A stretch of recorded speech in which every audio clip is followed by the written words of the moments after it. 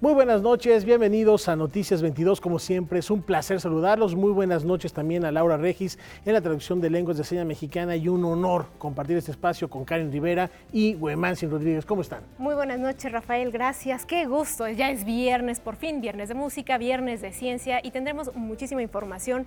En Ciencia no se pueden perder una entrevista con Miguel Alcubierre, quien nos va a hablar de la relatividad numérica. Muy interesante. ¿Para qué le sirve esto a los físicos del siglo XXI? Ya lo escucharon. Todo es relativo, ¿eh? Así es. Bueno, ¿qué les parece si comenzamos con artes plásticas, con un artista oaxaqueño que presenta una exposición en donde nos da muchos elementos que tienen que ver con el imaginario de nuestro país? Soy de Juchitán, nací en la séptima sección, pero bueno, crecí en la quinta y en la segunda y mi acercamiento con el arte fue, pues, mis familiares por parte de mi papá eran alfareros y ya sabe, como estas cosas de moldear cosas en barro. Mi papá también es artista plástico, se llama Sabino López, de Juchitán. Pues, prácticamente el acercamiento que tuve con el arte fue con mi familia, mi papá, sus libros y el ambiente cultural que se desarrolló en Juchitán en esa época. A mí me tocó ver exposiciones en la Casa de la Cultura que fundó el maestro Toledo en Juchitán. Llegaron a ver exposiciones de Durero, de Posada, de Manilla, de Gutamaro, de Luquillo. Digo, pues era niño y no sabía qué era todo eso. Ya después de grande me di cuenta de que tuve el privilegio de conocer todo esto. Sabino Guisu estudió en la capital de Oaxaca. Lleva una carrera en ascenso que se ha caracterizado por la experimentación y el uso de materiales naturales. En sus primeros trabajos utilizó la técnica del humo, pero ha seguido con el textil, el hierro y la reutilización de objetos. Hay un óleo que se llama negro de humo y que se obtiene precisamente con una técnica que desarrollaron los maestros, nuestros antepasados. Antes se llamaba tliliocot, que viene del pino del locote, del locote del pino. Y antes, para obtener el color para pintar los códices, con media olla se quemaban muchos palos de pino. Entonces todo el humo se quedaba concentrado en lo cóncavo de la olla y es así como se rescataba todo el pigmento negro fino sin tener que moler. Actualmente en la Ciudad de México, Sabino presenta una serie de obras en donde podemos ver cómo ha evolucionado su propuesta. Pero nunca había tenido la oportunidad de mostrar como que la parte de los textiles de mi trabajo, la parte de los objetos, la parte de, bueno, este zompantli, la parte que hago de cosas con acero, con neón. También allá hay obsidiana, los bats de béisbol. Mi trabajo es una combinación de esto como primitivo, prehistórico, historia del arte, tradición alfarera y la parte como, se puede decir como de ritual, está inspirada en el México antiguo, en los ahumadores de los mayas, en el Templo Mayor Mexica, el zompantli que está aquí en el Templo Mayor. Fuego Negro de Sabino Guisu se presenta hasta el 22 de septiembre en la calle de Colima 159 en la colonia Roma de la Ciudad de México. Noticias 22, Alberto Aranda.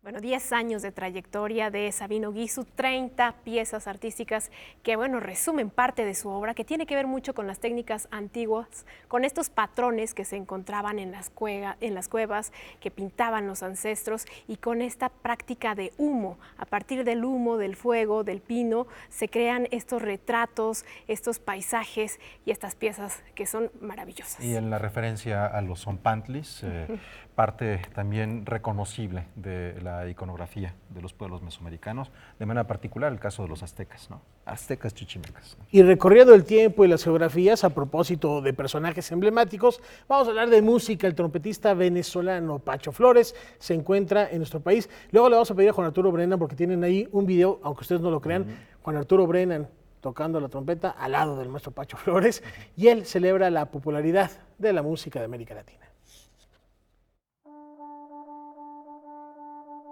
La potencia y versatilidad de la trompeta motivó a Pacho Flores a unirse a este instrumento de viento y apropiarse de obras que abarcan desde lo clásico hasta lo popular. Melodías de Haydn, Sarasate, Piazzolla, Bach Paquito de Rivera y, por supuesto, propias, forman parte del repertorio que interpreta por el mundo. Acompañado por la Orquesta Sinfónica de Minería, el músico venezolano ofrecerá un concierto en la sala principal del Palacio de Bellas Artes que promete llevar a los espectadores a un recorrido musical latinoamericano. Voy a tocar con 12 trompetas distintas. Cada una se puede diferenciar no solamente por su forma y su tamaño, sino por la sonoridad que tiene. Cada instrumento está en una tonalidad distinta. Hay trompetas en si bemol, en do, en re, mi, fa, sol, la. O sea, tenemos, digamos, para mí la trompeta no es una trompeta, para mí la trompeta es como la suma de todos estos instrumentos en todas las tonalidades. El programa incluye piezas compuestas en los últimos 10 años, como el concierto de otoño para trompeta y orquesta de Arturo Márquez, el concierto venezolano para trompeta y orquesta de Paquito de Rivera, crónicas latinoamericanas de Daniel Freiberg y Mestizo de Efraín Osher. Y aunque no es común que en la sinfónica se improvise, Pacho Flores realizará cadencias improvisadas en el concierto.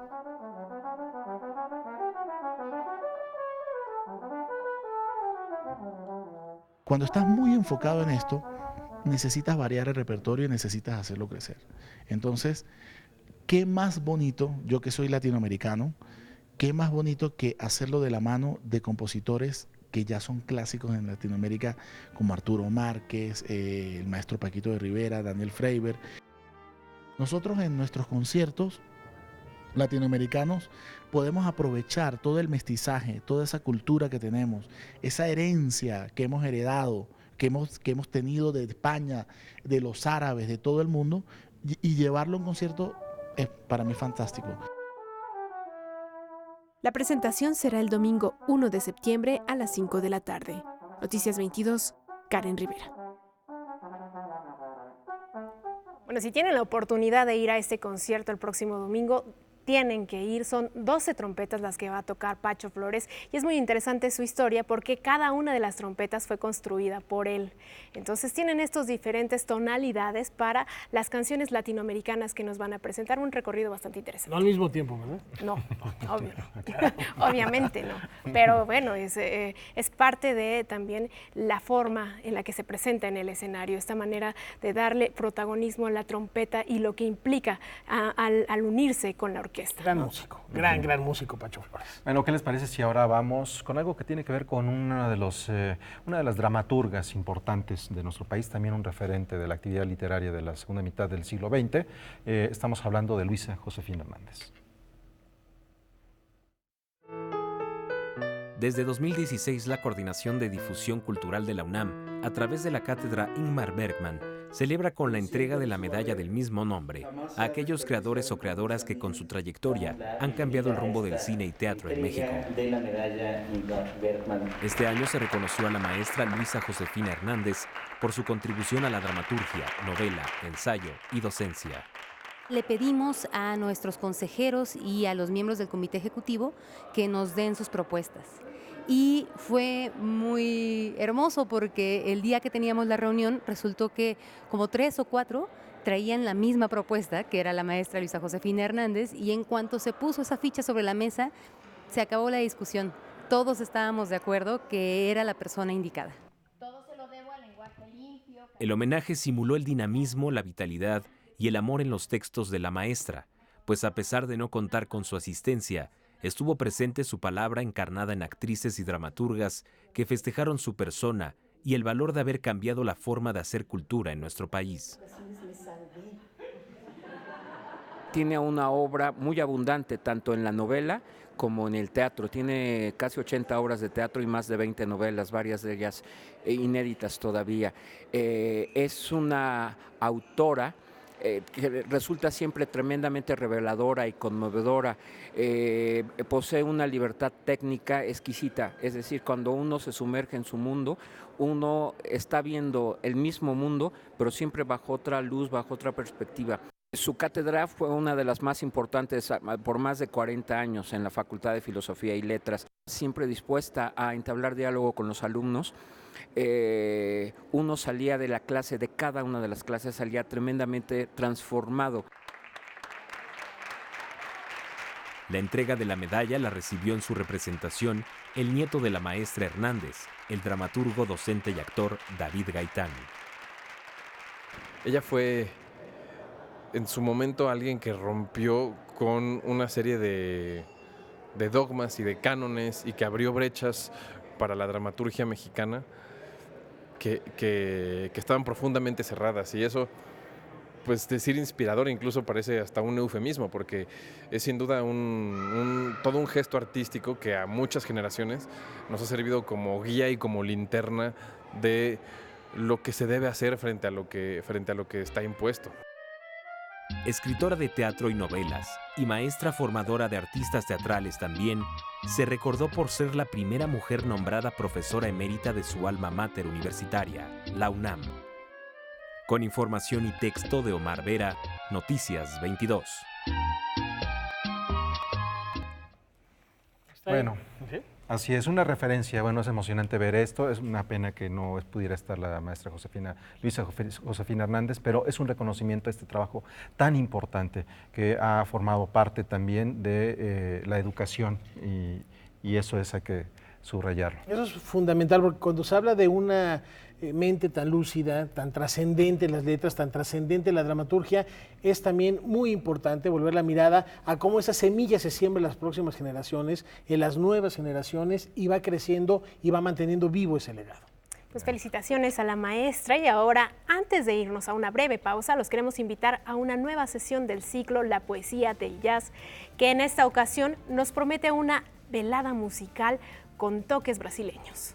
Esto es gracias a las propuestas del cuarteto de Erika Goes, el de Marcos Milagres Trío y la poeta Verónica León Vázquez. La cita es este sábado 31 de agosto a las 7:30 de la tarde en la Fundación Sebastián, así que esta es una de nuestras propuestas para que ustedes tengan en este fin de semana un fin de semana musical y bastante gozoso. Y aprovechamos para enviarle un abrazo al maestro Antonio Malacara. Y otro abrazo a nuestro productor Moisés Ortega, está cumpliendo años hoy, no sabemos cuántos, por ahí se rumora que es del 3 Bactum, pero un abrazo, mi querido Moy, muchas felicidades. Felicidades a Moy. Bueno, vamos a una pausa.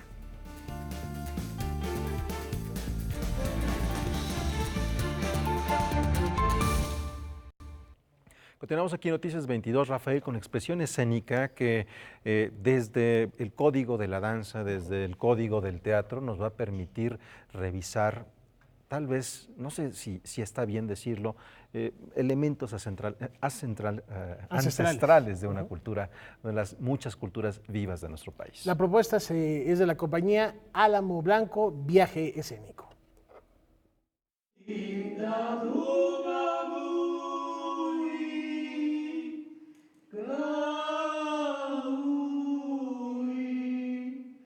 No morirá mi corazón, no morirá mi voz. Es una pieza dedicada a Antonio Cue, al maestro Leonardo Cue, y tiene una obertura en el que hacemos la invocación de los ancestros, la invocación de los vientos, la cruz de los vientos. Y esta es la primera parte que está conformada por las voces y los cantos que fueron creados especialmente para esta ceremonia. Después viene una danza de corte contemporáneo en el que la mujer sabia, la mujer invoca la entidad divina que es el venado, y entonces se dispone a que su cuerpo sea poseído, o reciba esa entidad energética que la habita a ella desde lo profundo. La compañía Álamo Blanco, Viaje Escénico, fue fundada en 1989 y desde entonces ha puesto especial énfasis en el aspecto ritual, incluso místico-religioso, de la danza. En este montaje continúa su exploración al mezclar aspectos ceremoniales con teatro, danza, música y palabras, concebidas en ñañú especialmente para la ocasión.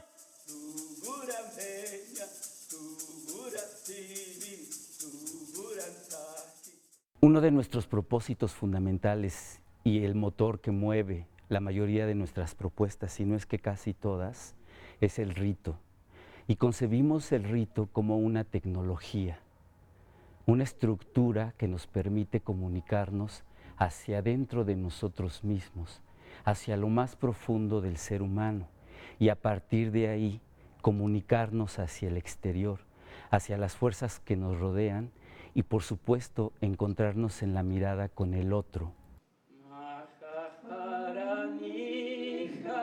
Desiderio entiende la individualidad siempre en el contexto de la comunidad y al individuo como un mezquite que florece y hunde sus raíces en la tradición, del mismo modo que un bailarín lo debería hacer.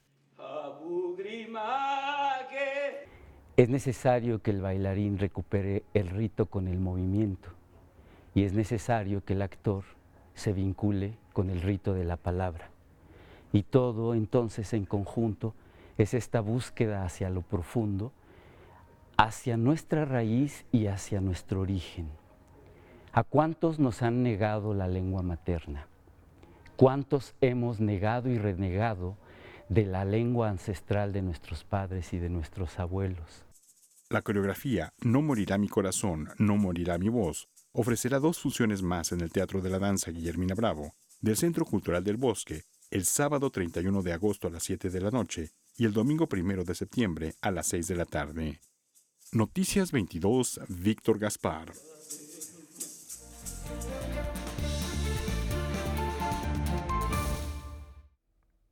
¿Qué tal? Siempre un placer saludarlos en Liminal, la ciencia en movimiento, y hoy muy bien acompañada por el doctor Miguel Alcubierre, quien es el director del Instituto de Ciencias Nucleares de la UNAM y quien ha dedicado parte de su vida a estudiar la relatividad numérica. Doctor, muchísimas gracias por este tiempo para Noticias 22. Gracias por la invitación, con mucho gusto.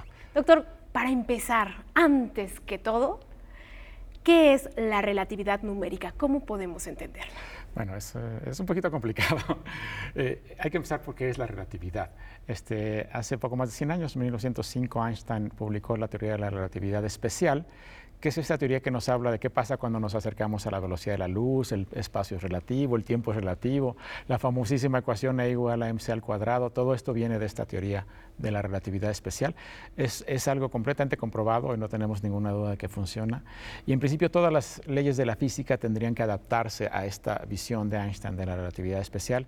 Y así ocurre, toda la física moderna está basada en la relatividad especial, pero esta teoría es incompleta, está incompleta. Einstein mismo se dio cuenta muy pronto que la teoría estaba incompleta, y lo que pasa es que no puede incluir la gravedad, por razones técnicas a las que no me voy a meter demasiado ahorita, pero no se podía incluir la gravedad en la relatividad especial. Y entonces Einstein pasó muchos años de su vida tratando de desarrollar una teoría nueva de la gravedad que fuera compatible con la relatividad. Y le tomó mucho tiempo y finalmente en el 1915, hace poco más de 100 años, desarrolló esta nueva teoría que se llama la relatividad general, porque generaliza a la otra y permite incluir la gravedad. Entonces, la teoría de la relatividad general es la que nos describe la gravedad de manera moderna. Es esta teoría que habla de la curvatura del espacio-tiempo. Seguramente la gente ha oído hablar por lo menos las palabras curvatura del espacio y del tiempo. La que nos habla de los agujeros negros, del origen del universo, de la gran explosión, y de algo que se ha puesto más de moda en los últimos años, por lo menos en la física, que se llama las ondas gravitacionales. Todo esto viene de la relatividad general. Ya hay unas ecuaciones, ya no la famosa ecuación E igual a mc al cuadrado, sino unas ecuaciones mucho más complicadas, unas ecuaciones matemáticas que hay que resolver, muy complicadas, para poder entender los agujeros negros y el origen del universo y demás. Estas nosotros los físicos las llamamos las ecuaciones de campo de Einstein. Son ecuaciones muy difíciles de resolver, y la relatividad numérica, que es a lo que yo me dedico, lo que hace es tratar de resolver esas ecuaciones no con lápiz y papel, porque es muy difícil, sino metiéndolas a una computadora y haciendo una simulación numérica en una computadora de cómo se comportan, por ejemplo, agujeros negros, estrellas que explotan y todo eso. Y ese es el área de la relatividad numérica, es tomar la relatividad general de Einstein, estas ecuaciones muy complejas, y resolverlas en la computadora haciendo simulaciones para poder tener una idea de qué nos dicen estas ecuaciones sobre el universo en realidad. Es pionero en el estudio de la relatividad numérica en México. Llegó aquí en el 2002, lleva cerca de 3 décadas estudiando el tema. ¿Y cómo es que se realizan estas simulaciones? Es decir, ¿qué nos pueden decir sobre la colisión de los agujeros negros, por ejemplo? Bueno, estas simulaciones lo que requieren es que la gente primero entienda muy bien la teoría de Einstein, luego que sepamos programar bastante bien, y la idea es hacer códigos computacionales muy complejos. Son realmente códigos muy complicados. Le toma un código de relatividad numérica moderno, le toma a un grupo de 10 o 20 personas 3 o 4 años desarrollarlo. Son cosas muy complejas, pero afortunadamente llevamos en esto ya décadas, como mencionadas, entonces tenemos códigos ya muy avanzados. Esos códigos se meten en una supercomputadora. Tampoco es una computadora, una laptop o una computadora de tu oficina, no sirve. Tiene que ser una supercomputadora porque realmente se requiere mucha capacidad de cómputo, mucha memoria. Y ya que tienen estos elementos, la supercomputadora y el código, las utilizamos justamente para estudiar sistemas como la explosión de una supernova o el choque de dos agujeros negros, que aunque suene muy extraño, ocurre en la naturaleza con cierta frecuencia, que dos agujeros negros se encuentran, orbitan uno alrededor del otro y chocan. Lo puedo platicar así muy fácil: están dos agujeros negros, orbitan, emiten ondas gravitacionales, pierden energía y chocan. Pero esto es nada más platicado. Como decía el dicho, el diablo está en los detalles, ¿no? Y los detalles no los puedo hacer así, ni siquiera a mano. Necesito una supercomputadora para poder decir los detalles: cómo chocan, cuánto tardan, cómo se acercan, cuáles son las ondas gravitacionales que emiten, cuánta energía llevan. Todo esto requiere de una simulación numérica muy compleja. Es de alguna manera similar a lo que hace la gente que diseña aviones y en una computadora simula el avión y simula el flujo de aire para ver si el avión va a funcionar o no, y si no va a funcionar, pues que hay que moverle para que funcione. Aquí es algo parecido, nada más que en lugar de estar pensando en el flujo de aire alrededor de un avión, estamos pensando en dos agujeros negros que se acercan, giran y chocan, y tenemos que hacer toda la simulación en la computadora. En total estamos hablando tal vez de menos de 200 personas en todo el planeta capaces de hacer estas simulaciones, separados, en una docena de grupos en diferentes lugares del mundo. Justo en torno a eso va la siguiente pregunta. ¿Cuáles son las aplicaciones de la relatividad numérica actualmente, y para qué le puede servir una herramienta como esta a los físicos del siglo XXI? Pues justamente es para hacer hoy en día astronomía, para poder describir estos sistemas, el choque de dos agujeros negros, el choque de dos estrellas, la explosión de una estrella, poder decir a partir de esta simulación en la computadora qué podemos esperar ver en nuestros telescopios o en nuestros detectores de ondas gravitacionales, y ver si las observan, y cuando las observan, que ya lo lograron hacer, poder a partir de ahí tomar datos y saber dónde estaban estos agujeros, qué tan rápido se movían, qué tan masivos eran. ¿Hay muchos de estos sistemas en el universo o pocos? Y hay más de los que pensábamos, resulta. ¿Dónde están? Hay en muchas galaxias, hay en pocas. Hacer un estudio de la distribución de estos sistemas en el universo. ¿Qué tan seguido chocan agujeros negros? ¿Cómo se formaron? Entonces, todas estas preguntas las podemos ir resolviendo gracias a estas simulaciones numéricas y gracias a los observatorios que finalmente detectan estas ondas gravitacionales. Entonces, hay un juego entre la gente que trabaja en estos observatorios y la gente que hacemos las simulaciones. Entonces, entre los dos podemos entender este tipo de sistemas, y esto nos permite hacer astronomía, entender mejor el universo. Es una astronomía diferente, porque la astronomía que estamos acostumbrados utiliza luz. Los grandes telescopios usan luz. Los radiotelescopios finalmente también es un tipo de luz, porque las ondas de radio son un tipo de luz. Los rayos X y los rayos gamma, todo eso es luz. Pero las ondas gravitacionales no son luz, es otra cosa, es gravedad. Y entonces estamos utilizando ahora ondas gravitacionales para hacer un nuevo tipo de astronomía que nos permite ver cosas que no podemos ver con luz. Los agujeros negros son invisibles, no se ven con luz, pero cuando chocan, emiten ondas gravitacionales que podemos detectar. Entonces estamos haciendo una nueva astronomía que nos permite entender cosas que no podíamos entender antes. Podemos utilizarla para estudiar el origen del universo, porque estos sistemas están muy lejos, entonces nos permiten estudiar esta galaxia en la que ocurrieron, qué tan lejos está, cómo se mueve, y hacer cosmología. Y eventualmente tenemos una esperanza de poder detectar ondas gravitacionales que se produjeron en el origen del universo. La gran explosión, el origen de nuestro universo, el Big Bang famoso, debe haber producido ondas gravitacionales y no las hemos podido detectar. El día que las detectemos, pues podremos estudiar en muchísimo más detalle el origen del universo. Y lo que yo hago, la relatividad numérica, nos permite justamente simular estas cosas para el día que las veamos saber qué estamos viendo. Digamos que eso es a futuro lo que se busca investigar, lo que se busca detectar, y que lo va a permitir la relatividad numérica. En conclusión, doctor, la relatividad numérica es la representación de en números de la relatividad general de Albert Einstein. Sí, y es lo que nos permite resolver las ecuaciones de Einstein de verdad, y no... Hay un chiste muy famoso que dice que los físicos estudian vacas esféricas, y es un poco porque los físicos, cuando queremos resolver algo con lápiz y papel, pues tenemos que simplificar mucho las cosas, porque si no, no hay manera de resolverlo con lápiz y papel, es muy complicado. Pero cuando queremos algo que no es tan sencillo, más realista, tenemos que utilizar computadoras, supercomputadoras para hacer las simulaciones. Y es lo que estamos haciendo aquí. Estamos simulando en supercomputadoras objetos tan exóticos como agujeros negros y explosiones de supernovas y estrellas de neutrones, y eso nos permite entender mucho mejor el universo. Temas verdaderamente apasionantes, cómo se puede estudiar el universo a partir de las ondas gravitacionales. Es fundamental que sigamos difundiendo lo que hacen nuestros científicos mexicanos. Hasta aquí la sección de Liminal, la ciencia en movimiento, y yo regreso con ustedes, compañeros.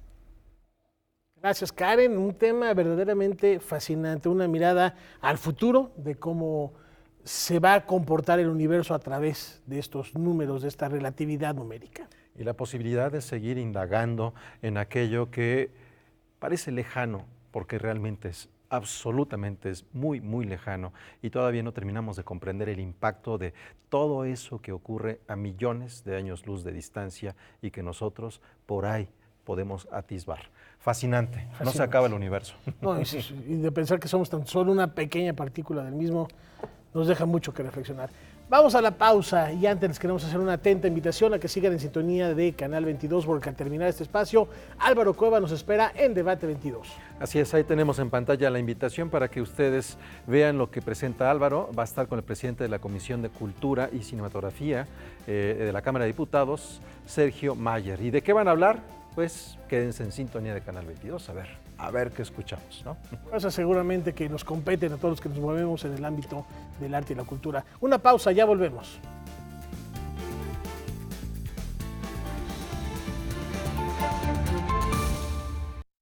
Continuamos aquí en Noticias 22. En su libro más reciente, el escritor Pedro Fernández explora el lado más humano de Emiliano Zapata. Quitarle el oropel para ver al héroe de carne y hueso. Enmarcar al personaje histórico en los claroscuros de lo cotidiano.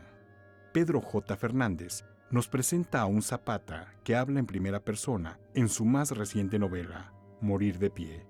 El escritor abreva de fuentes históricas a las que integra anécdotas, a veces poco conocidas, del prócer de Nenecuilco. Como novelista tengo que crear un personaje a partir de la investigación, entonces hay anécdotas que digo sí funcionan para la novela, hay otras que sí de plano no tienen nada que ver con el personaje, pero al final lo bonito de la anécdota es que están tan bien construidas de generación en generación que tú como mexicano sabes que pudo haber pasado, entonces al final eso ayuda a construir al personaje.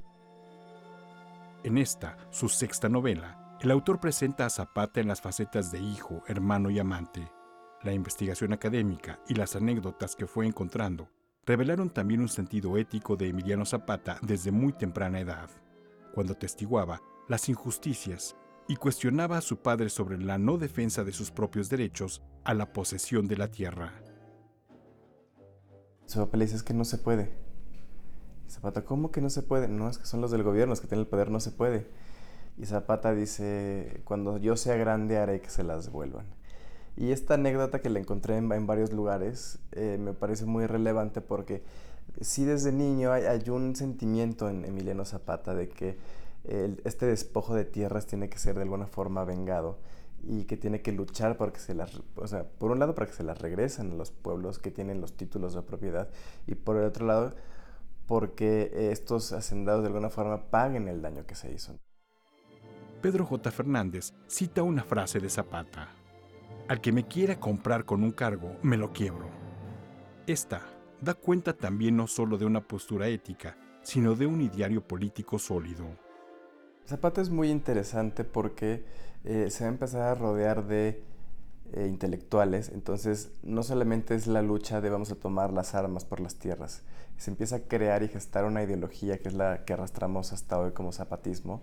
Entonces es muy interesante que también no solamente es un legado de frases o de lucha, sino un legado ideológico que, bueno, finalmente va a tomar Cárdenas para empezar el reparto agrario. Entonces ya empezamos a ver ahí un legado. Y lo interesante es que ya en tiempos de Zapata, cuando él estaba vivo, ya se empieza a hablar de él como gran héroe, como que le hizo un parteaguas en esa lucha agraria. Y Zapata siempre fue muy claro que no quería honores. Morir de pie aparece bajo el sello Grijalbo. Noticias 22, Víctor Gaspar. Ilustradores de América Latina unen sus trazos para celebrar que hace 30 años se empezaron a reconocer los derechos de la infancia. Con ilustraciones creadas por artistas latinoamericanos que hacen referencias a los derechos infantiles y juveniles, el Fondo de las Naciones Unidas para la Infancia, junto con Alas y Raíces, conmemoran el 30 aniversario de la Convención sobre los Derechos del Niño. Esto lo tienen que ver niños acompañados de sus padres o de las personas que los cuidan, para que ellos entiendan que también tienen derechos, que tienen derechos al descanso, que tienen derechos al juego, que tienen derechos a ser escuchados, a la participación, a que su opinión sea tomada en cuenta. Y nosotros como Alas y Raíces pues nos enfocamos justamente en los derechos que tienen que ver con todo lo cultural. Los niños y las niñas tenemos derecho a tener derechos es una muestra que recuerda el Tratado Internacional firmado en 1989, en el que reconoce y pone énfasis a los derechos civiles, políticos, sociales y culturales de los infantes. Lo que nosotros queremos es que este 30 aniversario no sea solo una fecha. Lo que queremos es que sea un espacio que a lo largo de un año nos lleve a la reflexión sobre cuáles son los desafíos, particularmente en México, que a 30 años de que nuestro país se adhirió a la convención todavía nos quedan por resolver. La muestra se desprende del libro Los textos jurídicos ilustrados que edita la UNICEF. Se encuentra en la Galería Abierta Juventud Heroica, en la primera sección del Bosque de Chapultepec. En esta exposición participan 29 artistas de Centroamérica y América Latina, 2 mexicanas. Quino y Trino también nos están apoyando en esta exposición. Son 40 láminas, ¿no?, de ilustradores con los diferentes derechos de los niños. Y pues va a estar del 8 de julio, que se inauguró aquí en Chapultepec, hasta el 30 de septiembre.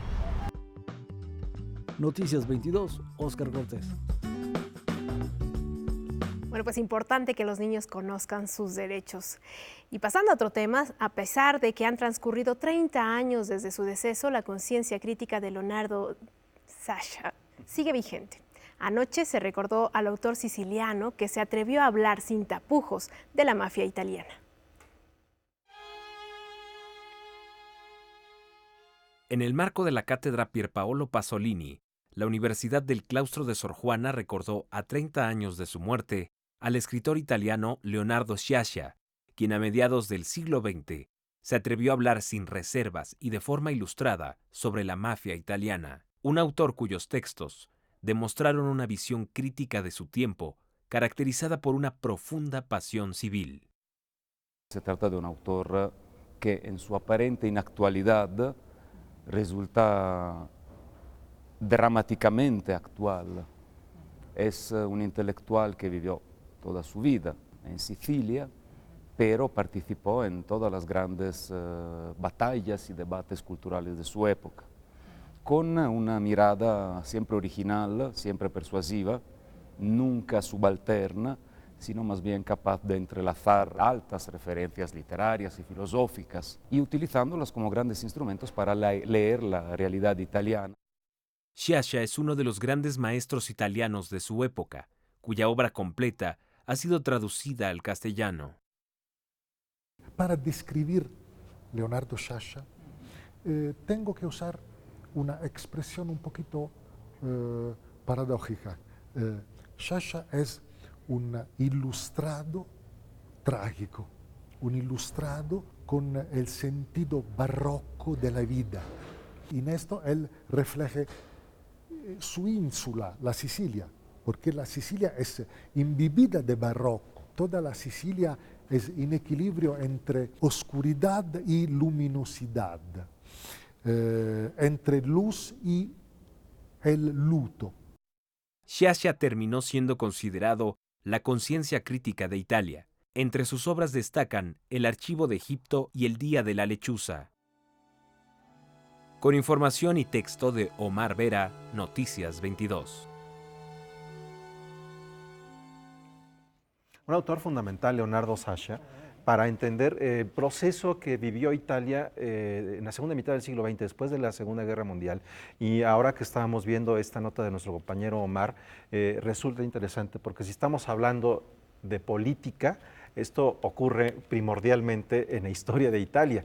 Entonces es a partir de los libros de Sciascia que, si bien estamos hablando de literatura, también nos está dando profundas enseñanzas filosóficas y políticas. Así que es un autor al cual hay que regresar de cuando en cuando.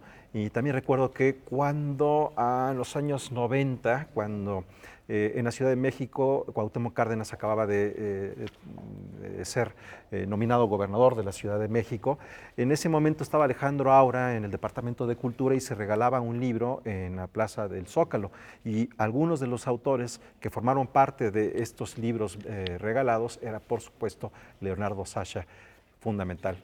Fundamental para entender la historia contemporánea, la historia del siglo XX, y además el valor de retratar precisamente la verdad, no una verdad de los ganadores, sino la verdad histórica, y enfrentar al sistema para entender lo que estaba pasando, no solo en Europa, sino en el mundo después de la Segunda Guerra Mundial. Y vamos a seguir con literatura. Rafael Huemanzin, tuviste la oportunidad de visitar la Feria del Libro Universitaria y de platicar con un personaje muy importante. Así es, en la Feria Universitaria del Libro de Pachuca, que celebra 32 años, ahí se presentó la poeta Elsa Cross. Se lleva una cátedra también con el nombre de Elsa Cross, y hablamos a propósito de su más reciente poemario titulado Nepantla. Curiosamente, el libro no tiene que ver, más que como homenaje, con el lugar de nacimiento de Sor Juana, sino con el significado de la palabra náhuatl. Nepantla quiere decir en medio o estar en medio, y es un poco lo que el libro desarrolla, ¿no? Es estar en medio de muchas dualidades. Vida y muerte es la más marcada en el libro, y cómo finalmente se pueden trascender y asimilar. Yo fui a Nepantla hace muchísimos años, solo una vez, creo que antes de que se reconstruyera lo que fue la casa de Sor Juana. Cuando yo fui estaba en ruinas, y hay un río que pasa por ahí, y por mi poema, el río yo no lo vi esa vez, pero supe después que en ese río se habían dispersado las cenizas de Juan Gelman. Y al saber eso, yo quise dedicar el libro a la memoria de Juan Gelman y de otro poeta que falleció en la misma época, muy querido. Era un poeta norteamericano, John Oliver Simon, que tuvo un enorme amor por México y en general por todo Latinoamérica, por los poetas, tradujo a muchos poetas, ahí me tradujo un libro incluso. Entonces, pues el libro va también como un homenaje a ellos. Y desde luego que con lo que más juega es con esa orilla entre vida y muerte. En mi trabajo hay varias veces, ¿en qué sentido? Que ya las palabras ya se hicieron polvo, ya se fueron, ya dije lo que quería decir y lo doy por bien terminado, y luego de algún lado sale otro libro y luego otro. Entonces pues se niegan a morir, ¿no?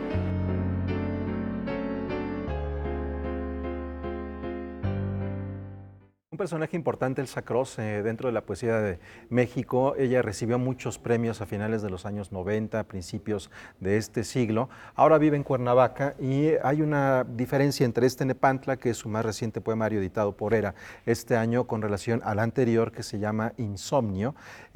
En Nepantla las figuras son más pausadas, hay un ritmo mucho más lento, son ideas que trabajó con muchos años. Y en el caso de Insomnio hay una cosa interesante, de pronto Picasso decía, cuando llegue la musa, que me llegue trabajando. Bueno, pues a ella le pasó algo así, estaba escribiendo, le llegó la musa, y prácticamente en 2 días fue como salió ese poemario Insomnio, que es muy diferente, como digo, de Nepantla, que fue arduamente trabajado.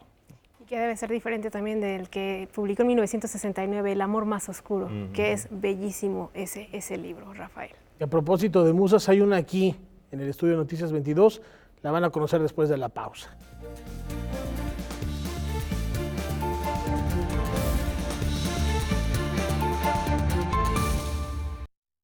Continuamos en Noticias 22 y Rafael tiene una sonrisa porque la invitada de Juan Arturo Brennan, además de ser una belleza, es una mujer talentosa. Vamos contigo, Juan Arturo.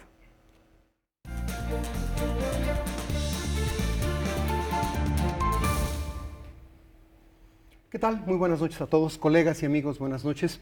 En efecto, estamos aquí para dar noticia del ya inminente inicio de la 23ª edición del Festival Internacional de Piano en Blanco y Negro que se realiza aquí en el CENART. El dato duro, fundamental, que después iré repitiendo, es que se inicia el próximo jueves en el Auditorio Blas Galindo de aquí del CENART con la presencia del extraordinario pianista mexicano de jazz, Alex Mercado. Otra de las participantes y protagonistas importantísimas de este festival es Ana Gabriela Fernández. Bienvenida. Gracias a ti por la invitación. Lo que dijeron es absolutamente cierto. Ana Gabriela, por cierto, se presenta, vayan tomando nota, el día 21, que es sábado de septiembre, a las 19 horas, aquí en el Blas Galindo. Sí, después les doy más datos duros, pero con eso. Ana Gabriela, bienvenida de nuevo. Muchas gracias. ¿Por dónde quieres que empecemos? Tú decídelo. Hoy yo no quiero decir nada. ¿Empezamos por ti o por tu programa en blanco y negro? Por lo que tú quieras, la verdad. O sea, la bolita. Perfecto. Sí. ¿En qué sitio de Cuba naciste? Bueno, yo nací en Ciudad de La Habana el 18 de octubre de 1990 y comencé mi formación musical desde los 6 años en la Escuela Nacional de Arte de allá. ¿En Cuba hasta qué grado de tu preparación pianística llegaste? Llegué hasta el Instituto Superior de Arte, hasta la licenciatura en música. Licenciatura completa. En música, y bueno, luego me vine para acá a proseguir mis estudios de licenciatura igualmente, luego maestría y ahora estoy haciendo el doctorado. O sea, ya estás doctoranda.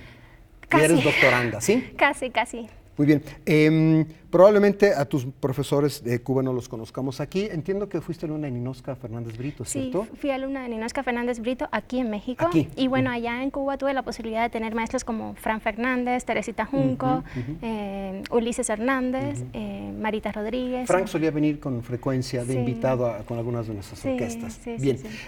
Y en México, ¿tus profesores principales, además de los que mencionaste? Además de Ninoska Fernández, la maestra María Teresa Fren en música de cámara. Y bueno, en estos momentos estoy tomando un curso de perfeccionamiento con el maestro Alberto Cruz Prieto, que me ha abierto una serie de puertas y una serie de conocimientos que yo no... Buen Alberto, sí. No sé si alguna vez que hemos mencionado aquí a Alberto de pasado, no sé si lo he dicho, pero lo voy a repetir. Sí, es un muy buen pianista, es buen maestro, es buena persona, lo que ustedes quieran. Es el mejor cocinero que hay en este país. Y no lo digo yo, lo dicen todos los que han pasado por su cocina.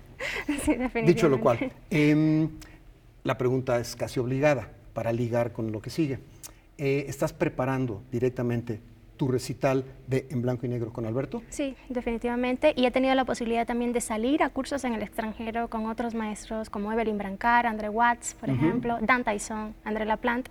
Y he tenido la posibilidad de tocar para ellos y pues retroalimentarme de otras cosas que pues están pasando en otras partes del mundo y siempre es muy importante poder salir y poder aprender otras cosas nuevas, ¿no? Entonces, pero específicamente este recital sí con el maestro Alberto. Lo estás preparando con él. Sí. Bien, hay un dato interesante que ahora voy a explorar más a fondo con Ana Gabriela, que es que este año la línea de conducta tripartita del Festival Internacional de Piano en Blanco y Negro indica que hay el deseo, desde el principio, desde que se empezó a planear, había el deseo que se ha cumplido bastante bien en lo que nos han enviado los pianistas en cuestión, de incluir música de mujeres, incluir música mexicana e incluir música moderna y contemporánea. Y en el programa de Ana Gabriela hay de todo. Y de hecho hay una pieza de una compositora mexicana que cumple las tres: compositora, mexicana y contemporánea. Empecemos por ahí, de manera muy breve, como si fueran telegramas. Salmodia, de Alicia Urreta. Bueno, yo creo que es una obra muy padre, con unas sonoridades muy padres. Siento que es una compositora que ha sido muy poco valorada. No entiendo por qué todavía, pero de hecho es la primera vez que me acerco a una obra de ella como tal. De qué manera explora las sonoridades diferentes del piano, con el pedal tonal, la corda, el pedal normal, siendo un instrumento de percusión, y siento que es un instrumento que conocía muy bien, obviamente porque era una gran pianista. Gran ¿no? pianista, bueno, espero que les guste. Es un primer acercamiento a la obra que he tenido de ella como tal, y bueno, ha sido una experiencia muy padre poder ir desentrañando poco a poco la obra que muy poco conocía, la verdad. Además de esa obra mexicana, hay un par más. Variaciones sobre una canción francesa de Quinos, el gran Quinos, Joaquín Gutiérrez Heras. Bueno, no Dinos es, algo. no es mi primer acercamiento a la obra de Quinos. Tuve la posibilidad de hacer Trópicos Ajá. cuando llegué aquí a México, una obra muy interesante también. ¿No has tocado su divertimento para piano y orquesta? No, le tengo muchas ganas. Le Tarea. tengo La próxima muchísimas vez que te ganas. presentes aquí, si no has tocado ese divertimento, ni te presentes. Le tengo muchísimas ganas. Bueno, es una obra que aparentemente, las variaciones, es una obra, pues, es una obra aparentemente simple, pero es una obra tremendamente compleja. Me llama mucho la atención que él es un compositor, por algunas cosas que he leído y algunos estudiosos, que de verdad amaba mucho la música medieval. Absolutamente. Dupré, Ujú, Dupré y Dufay, Ujú. y cómo utiliza el tema medieval y hace un diálogo con este tema desde su manera de ver la música. Y Ujú. yo creo que eso es algo maravilloso. Absolutamente. Veamos, tienes dos compositores que son de pan y mantequilla de los pianistas, no puedo decir de todos los tiempos, pero de sus tiempos para acá. Claude Debussy, Imágenes, primer libro. Image, primer ¿Qué, libro. ¿Qué encontrará el público escuchando esto de Debussy? Pues es una obra llena de colores, son 3 piezas muy descriptivas y pues muy contrastantes en sí. Y Claude Debussy es uno de mis autores predilectos, ¿no? Ujú. Y la verdad es bastante complejo en la cuestión rítmica, en todo lo que él quería de que el intérprete hiciera. O sea, está muy bien todo escrito en la partitura y yo creo que esa es una de las dificultades más complejas de él. Y por si todo eso fuera poco, Ana Gabriela tiene no una, sino 2 obras rudas, además de muy técnicas, no es contradicción de luchadores, de Frédéric Chopin. Punto número 1, la sonata número 3. Bueno, la sonata número 3 es una de las obras más complejas que he tenido la posibilidad de hacer y independientemente de que he tenido la posibilidad de tocar grandes obras, es una obra muy polifónica, muy compleja en cuanto a técnicamente, expresivamente, musicalmente, ¿no? Y es de la época más madura del escritor de Chopin, ¿cierto? Exactamente, es muy diferente a la sonata 2, completamente diferente. Es una obra muy larga, son 4 movimientos, que lleva una estamina y una fuerza en el escenario que, bueno, yo espero poder sacar bien, ¿no? Y por si eso fuera poco, porque esa sonata, que no es ningún caramelito, finalizas tu programa con el Andante Spianato y Gran Polonesa. Gran Polonesa. Esa sí es de virtuosismo extrovertido, ¿cierto? Exactamente, bueno, la cuestión del ritmo de polonesa, que es muy complejo, y bueno, también la cuestión de Chopin, que todo está escrito, de qué manera vas a manejar la lógica, cómo lo vas a hacer, ¿no? Interpretativamente. Esas son de las cosas que me he enfrentado y que más me ha costado trabajo en Chopin, y el cómo escucharte, ¿no? Cuando estudias, cuando haces la obra, ¿no? Porque es una obra que puedes tocar de diferentes maneras cada vez que la haces en público, ¿no? Y el Simur de Mario Lavista. A eso iba yo. Además de todo esto que ha mencionado y que he mencionado yo, sí, la música de Alicia Urreta, la música de Joaquín Gutiérrez Heras, hay una obra mexicana más que esta forma parte, sí, de lo que yo y muchos que saben más que yo, y sobre todo pianistas mexicanos, consideran como parte central del repertorio pianístico de la música contemporánea de México. Simurg de Mario Lavista. Bueno, yo... Mario Lavista es de los compositores que más he tenido la posibilidad de tocar. Hace unos meses hice un concierto con casi toda la obra para piano, por lo menos la que se conoce, ¿no? No tengo ideas. Me imagino que va a seguir componiendo más piezas para piano, espero. Y las que escondió en el cajón y dijo, estas ya no las toquen. Así son todos. Ninguno se salva. Pero bueno, a mí una de las cosas que más me llama la atención de Simur es la relación extramusical que tiene con la cuestión, en este caso la cuestión de Jorge Luis Borges, ¿no? Y es algo que me ha identificado, que ha sido muy cercano a mí en mi vida aquí en México, la cuestión identitaria. Claro. Y bueno, yo particularmente la obra de Mario Lavista me identifico mucho, no solamente por su cierto aire francés, sino también por la cuestión extramusical y de que cada obra es una historia en sí misma, ¿no? Y yo creo que básicamente hacemos eso cuando tocamos, estamos contando una historia, no con palabras, sino con sonidos, ¿no? Miren, fíjense qué interesante. Me ha tocado en muchas ocasiones comentar, reseñar, escribir sobre la obra de Mario Lavista, y es la primera vez que escucho que alguien experto en música como Ana Gabriela, le dice, como que no quiere la cosa, Mario Lavista es un afrancesado. La próxima vez que lo vea, lo voy a preguntar directamente. Ahora, ¿qué creen? Pues no veníamos preparados. Casualmente, tenemos por ahí en el archivo el Simurg de Mario Lavista, interpretado por Ana Gabriela Fernández. Vamos a escuchar un fragmento para entrar en calor en blanco y negro.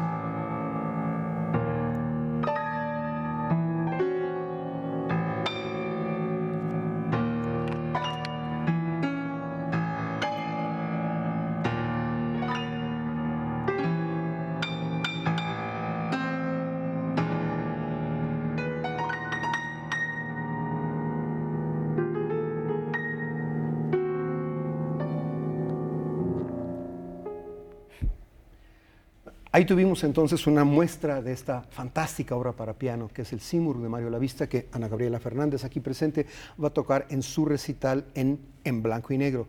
Sábado 21 de septiembre, 19 horas en el Auditorio Blas Galindo. Pero para que se enteren de todo lo demás, porque todo lo demás del festival vale mucho la pena, por favor acérquense a la página del CENART, que tarde o temprano va a aparecer por ahí, más bien temprano, ya está, como ven. Entonces ahí, en cuanto abran la página, está de enorme anuncio en blanco y negro, clic, clic, y está toda la información, fechas, horarios, los compositores, las obras, las semblanzas, las fotografías, ahí está, acérquense. Empieza el próximo jueves en el Auditorio Blas Galindo, 8 de la noche, con Alex Mercado, que va a tocar exclusivamente música suya. Esto es bien importante. Vamos a concluir con una pregunta que te voy a sacar un poco de balance. Me gusta hacerlo de vez en cuando. En Cuba grabaste 3 discos. Sí. ¿Has grabado discos aquí o todavía no? No, todavía no. ¿Planes? Espero. Ok, bien. Nos avisas, por favor, ¿sí? Espero. Ahora, hay esos 3 discos, si mal no recuerdo, son Violinesque, entre bocetos y sonatas, y Grupo de Renovación Musical Julián Orbón. Julián Orbón. Exactamente. Julián Orbón. Yo pregunto, si algún melómano que te conoce o te va a conocer cuando toques ahora en blanco y negro, o que ya te ha escuchado tocar, quiere acercarse a tus discos, la pregunta me surge natural, ¿hay posibilidad de que discos cubanos de música de concierto, de Cubadisco, lleguen aquí? Los pudiera traer y pudiera ver de qué manera pudieran meterse en Spotify. Pero a título personal, o sea, no hay distribución. No, no hay distribución. No, bueno, Cuba es asunto aparte. O sea, sí es muy complicado. Sí, exactamente. Y te lo pregunté porque es una lástima, porque nada más de verlos, sobre todo el de Grupo de Renovación Musical Julián Orbón, me encantaría escucharlo. Sí, es un disco maravilloso, la verdad. Ana Gabriela, mil gracias por estar esta noche con nosotros. Te deseamos mucha suerte para tu recital del día 21 de septiembre, sábado 19 horas en el Auditorio Blas Galindo. Música de Frédéric Chopin, Claude Debussy, Mario Lavista, Joaquín Gutiérrez Heras y Alicia Urreta. No podría estar mejor. Ahí estaremos. Mil gracias por estar con nosotros. Gracias a ti. Y hay que despedirse con música, como siempre es viernes de música, entre otras cosas. Ana Gabriela Fernández toca Jeu d'eau. Quiere decir juegos de agua, no es tan complicado. Gracias. Gracias de nuevo, Ana Gabriela. Gracias.